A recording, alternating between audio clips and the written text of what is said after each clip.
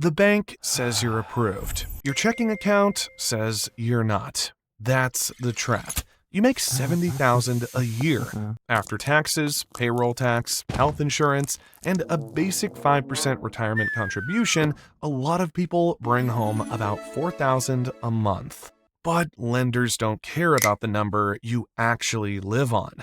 They use gross pay because gross pay makes the deal look safe on paper while your real budget gets crushed after the loan closes. So you pull up a starter home, maybe $250,000 to $300,000. Nothing fancy, and the approval letter tells you this is still middle class. It isn't. In 2026, that approval letter is one of the most dangerous documents in the housing market because it tells you that you can survive a payment you probably can't carry once taxes, insurance, EMI, repairs, and normal life all start hitting at once. And if you're still staring at listing price, you're missing the part that wrecks people. Most people never see the hidden threshold where this salary officially breaks. It isn't the list price, it's the payment. Let me run the brutal math lenders ignore. The payment trap, why $70K dies on the monthly math. Let me run the actual numbers for you. At $70,000 a year, your gross monthly pay is about $5,833. But gross pay is fake life. After federal tax, payroll tax, state tax in a lot of places, health insurance, and a 5% retirement contribution, a lot of people land around $4,000 a month in take-home pay. Let that sink in. Lenders use gross because it makes the deal look easier than your real life feels.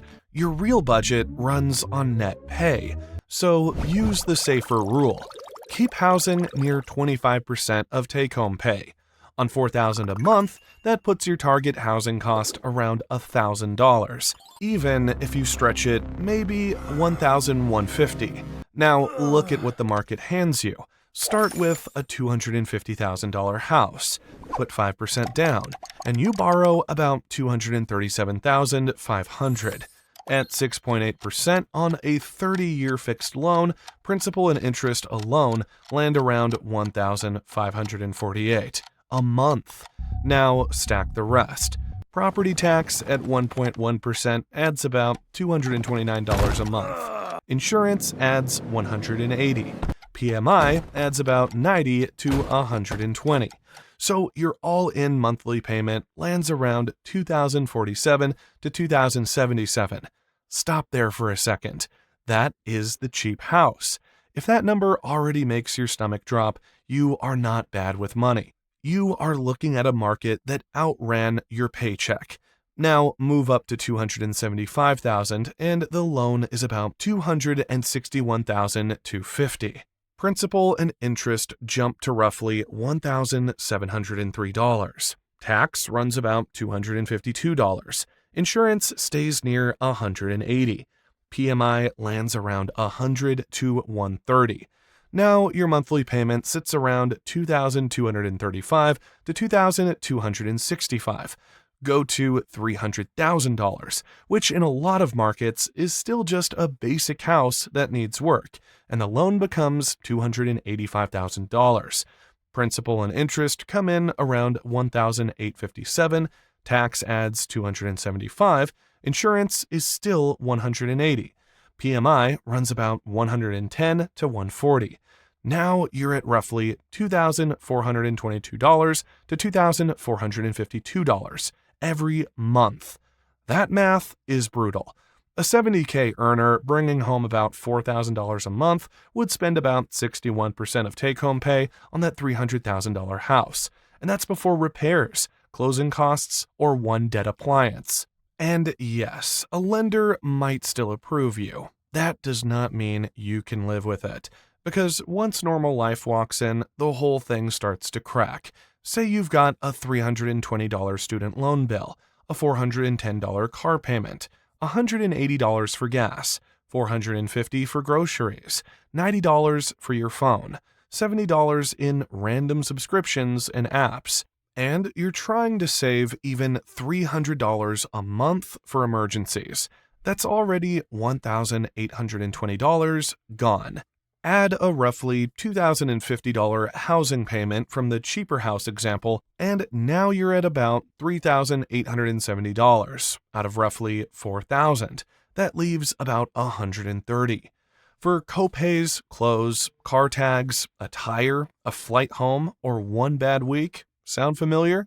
That's why one normal expense turns "I can technically buy" into "I am one problem away from a mess." And we're still only on the first layer, because the payment itself got wrecked by forces bigger than the house price. Most people still talk about home prices like price is the whole story.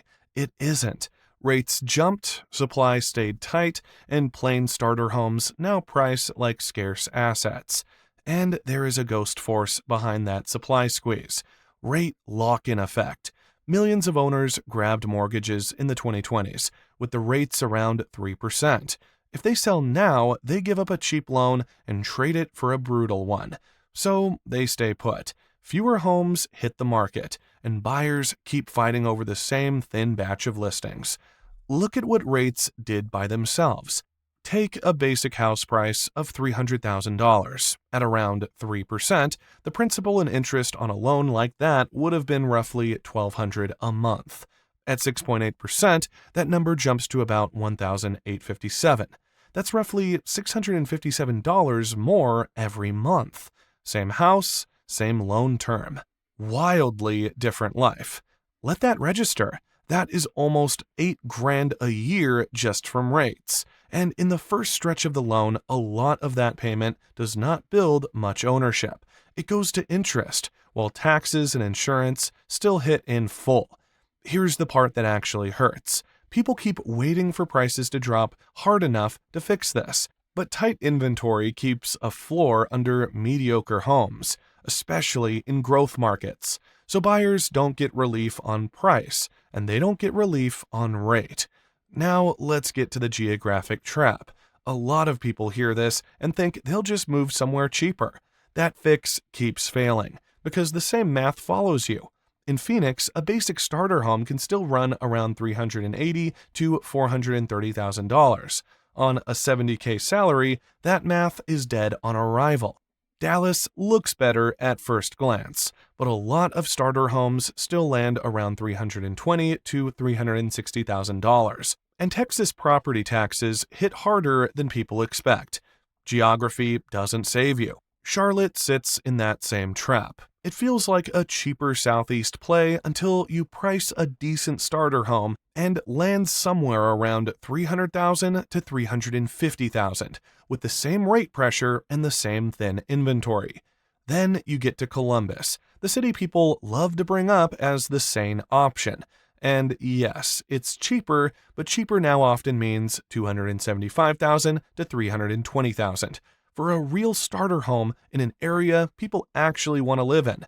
That is the part that closes the loop.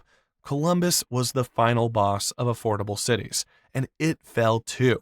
If the math breaks there is no secret cheap market riding in to save you. The trap is nationwide.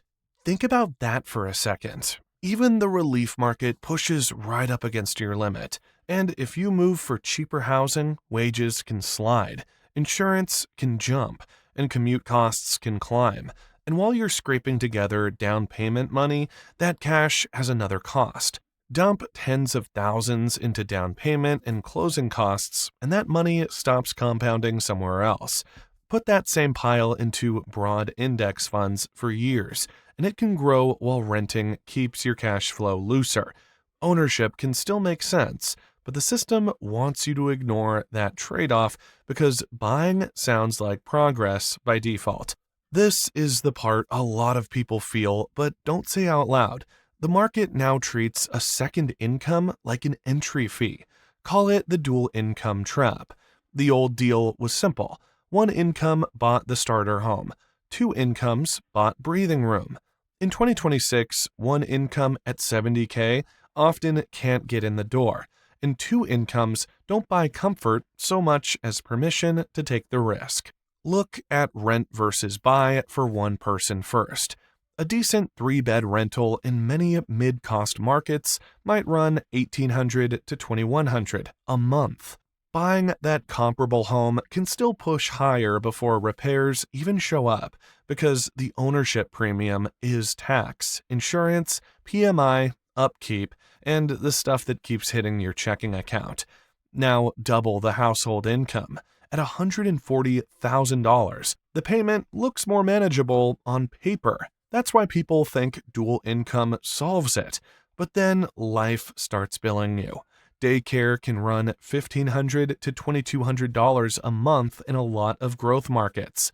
2 cars mean 2 insurance bills, 2 gas tanks, more repairs, more tags, and more chances for one thing to break. Let me paint the real picture. A dual income household brings home maybe $8,200 to $8,800 a month after taxes, benefits, and retirement. Put housing at around $2,700 to $3,200 for a modest home in one of these markets. Add daycare, 2 car payments, food, gas, utilities, insurance, and debt, and the margin shrinks fast. One HVAC failure or one medical bill, and the budget gets tense. So yes, 2 incomes can get you approved, but approval isn't safety. The market doesn't treat a second income like upside anymore. It treats it like the entry fee. Serious empathy for the responsible person who's doing everything right and still losing. So don't use old rules. Use tighter ones. Keep housing near 25% of take-home pay if you want margin, not just survival. Build cash in a high-yield account because you need more than a down payment. You need closing costs, moving costs, and repair money on day one.